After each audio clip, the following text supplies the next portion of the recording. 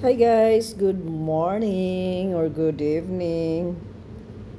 Kumusta po kayong lahat guys? Sana na mabuti kayong kalagayan, sang sulok man kayo ng mundo, maging sa taga Pilipinas, mga OFW, nagtatrabaho sa ibang sulok ng mundo. Sana ay maganda po ang inyong kalagayan.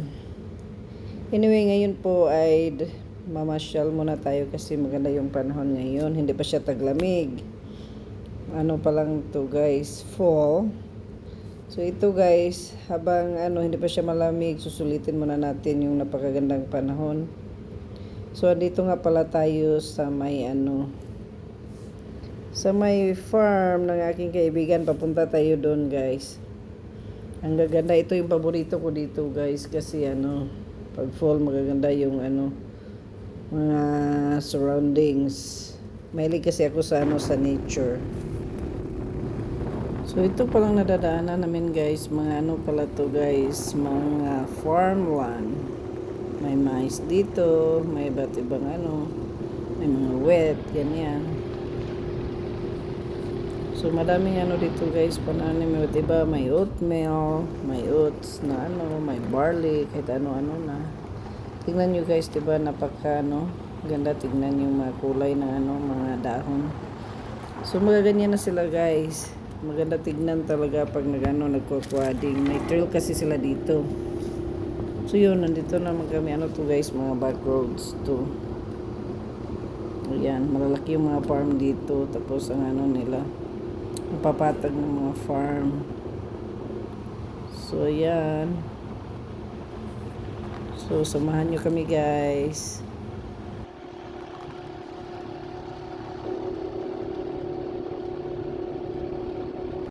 So ngayon guys, ay papasok tayo dito sa may trail nila. Itong mga kasamahan kong makukulit, gusto kong makyat dyan. Ayan, tignan natin kung makaakyat ba to. Malalim kaya ng konti, ang kukulit. Gusto kong magaganyan. Pinahirap, masisira talaga yung machine. Ayan, nakaakyat siya guys, ang galingan ito.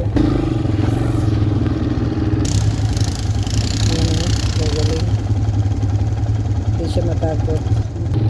So ngayon guys, papasok na tayo dito sa may sa trail.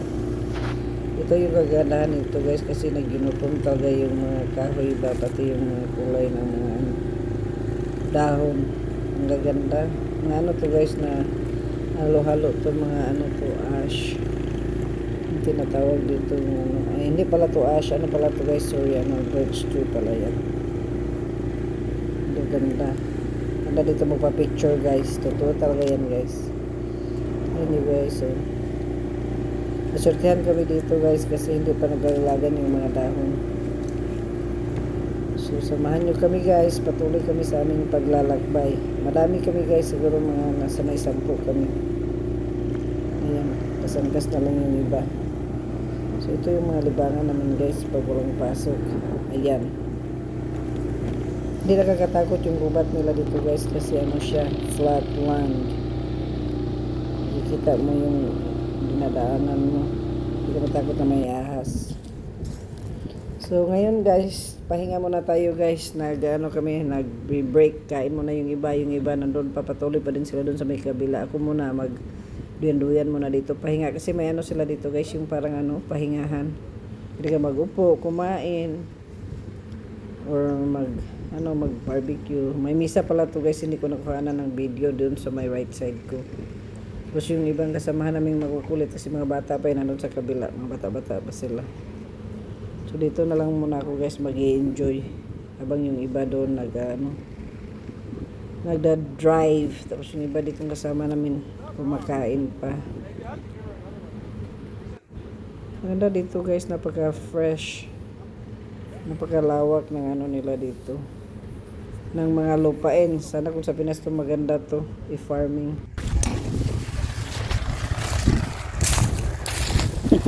Isang putik. Na video na.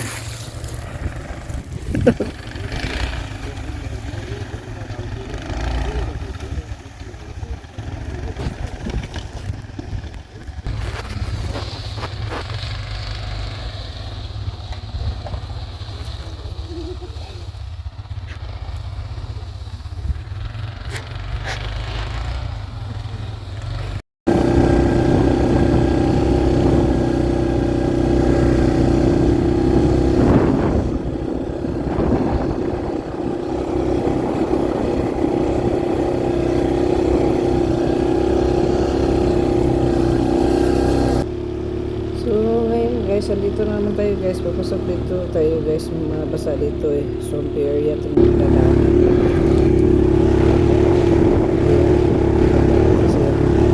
Isa to yan guys. Buti na lang nakabuta kaming lahat.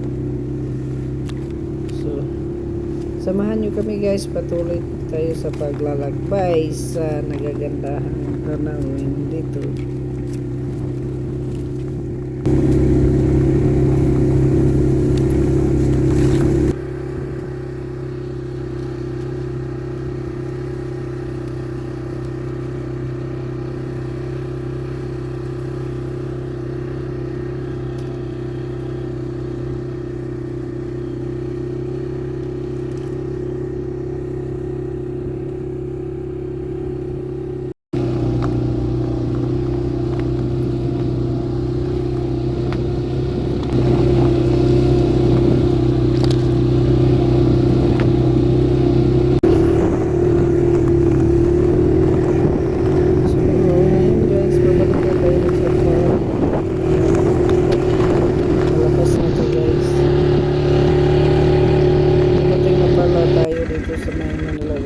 Lakad-lakad muna.